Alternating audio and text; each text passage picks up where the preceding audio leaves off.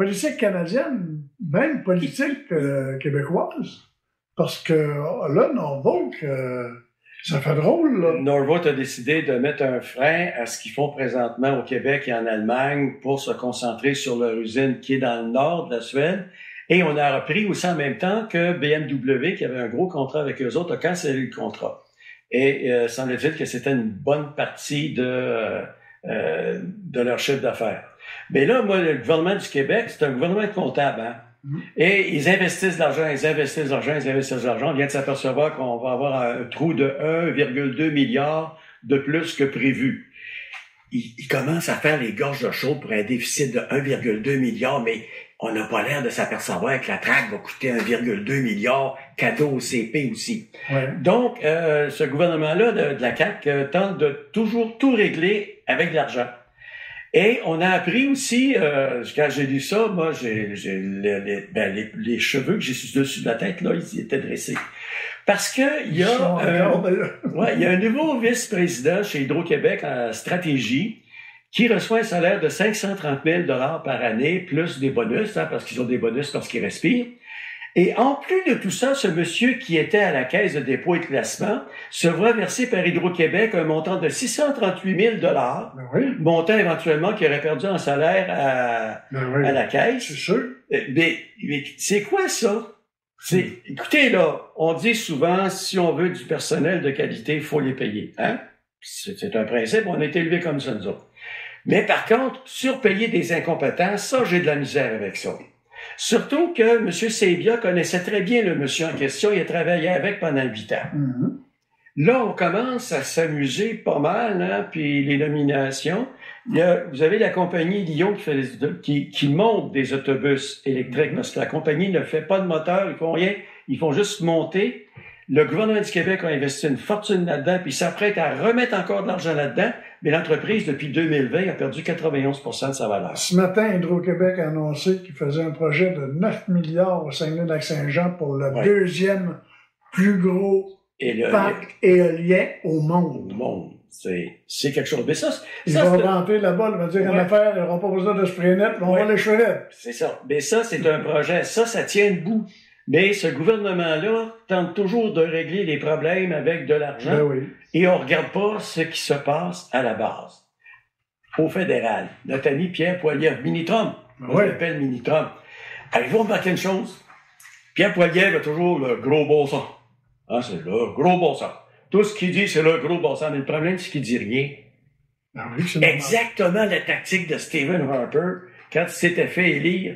Parce que Stephen Harper parlait, mais il disait pas grand-chose. On savait pas grand-chose de ce que finalement il y avait comme programme politique quand il arrivera au pouvoir, qu'est-ce qu'il ferait. On savait qu'il avait une grosse emprise sur son parti. Pierre Poilievre fait la même chose, il a une grosse emprise sur son parti, mais on sait pas trop quand il va arriver là, qu'est-ce qu'il va faire. Là, il veut contenter ses amis de l'Ouest en disant aux Québécois que là, la taxe sur le carbone, ça n'a aucun bon sens, puis ça tient pas debout. Mais par contre, il finit pas sa phrase en disant que la taxe carbone, il y en a une très grande part de cette taxe carbone qui vous revient par le gouvernement du Canada, un chèque que vous recevez tous les 6 mois. Mais c'est parce que c'est pas clair sur le chèque pourquoi. Alors là, lui, Poilievre arrive dans l'Ouest, il dit, la taxe carbone, ça va détruire tout, ça va mettre du monde dans la rue. C'est le contraire, la taxe carbone. Mais c'est de la politique. Mais c'est de la politique, mais seulement le monde c'est de la politique, mais Poilievre n'a pas besoin de parler. Ah non, Trudeau se calme tout seul. C'est en plein ça. Bon. Trudeau se calme tout seul. Poilievre garde son même discours tout le long. Le gros bon sens. Le gros bon sens. Puis il parle de ce que le monde veut entendre. On va entendre. Puis si à un moment donné, il est élu et qu'il réalise ce qu'il veut faire, ben, tant mieux. S'il réalise pas, on va le débarquer 4 ans après. Non, mais c'est pas compliqué, c'est ça. S'il réalise les mêmes choses que Stephen Harper, excusez-moi, mais ce qui est surtout comique, c'est que la manière que ça fonctionne là, c'est que d'un, le Parti conservateur pourrait devenir au pouvoir. Oui. Puis l'opposition officielle pourrait être le Bloc québécois, là. Ben oui. Ça l'a déjà été aussi. Dans le temps du 7, avait été la position officielle. Pas longtemps, mais il y avait, par contre, quand même eu. Réal Carouette avait été l'opposition officielle de Pierre Trudeau, puis Pierre Trudeau avait patiné, mais pas à peu près avec Réal Carouette. Je vous en parle. Ça, dans ce temps-là, la politique, c'était le fun. Mais là, aujourd'hui, tout ce qu'ils font, c'est nous dire ce qu'on va entendre, nous mettre un beau gros mur de fumée, là, Parce que moi, à l'époque où mais à l'époque où Stephen Harper était le premier ministre du Canada, je voyageais en Europe, j'avais quasiment honte de dire que j'étais Canadien. Ben, Luc Berthold, ben oui, son comté s'agrandit. Son comté s'agrandit avec la lumière. Et du même coup, devra augmenter son forfait téléphonique pour prendre des photos. Parce que là, on va dire en affaire, M. Berthold, vous n'aurez pas assez de gigs à l'intérieur de votre téléphone pour les photos, là. Aujourd'hui, là, c'est la nouvelle manière de faire de la politique. Ouais. La politique aujourd'hui se passe sur Facebook. Elle se passe sur Twitter. Elle se passe sur TikTok. On prend des photos. On n'annonce rien. On fait pas d'annonce, ou très peu d'annonces, mais on n'annonce rien. Allez voir la page Facebook de François Jacques. Allez voir la page Facebook de Luc Berthold. Trouvez-moi une annonce là-dedans. Envoyez-moi-la. Moi, j'ai cherché, je n'ai pas trouvé. Mais, il y a un super spaghetti. Les dames de Saint-Onge ont fait une telle affaire.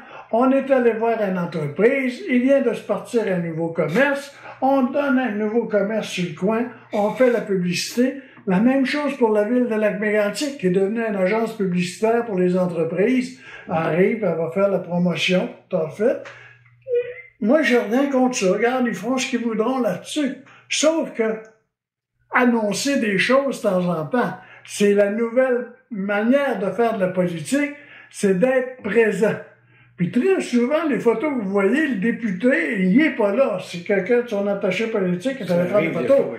Parce que s'il fallait qu'il soit là à tout coup, il irait jamais à Ottawa ni à Québec. Il serait carrément sur la route. Là, ça veut dire, on lui fournirait un véhicule, puis regarde, bonjour tout le monde, promène-toi, prends des photos. Hein?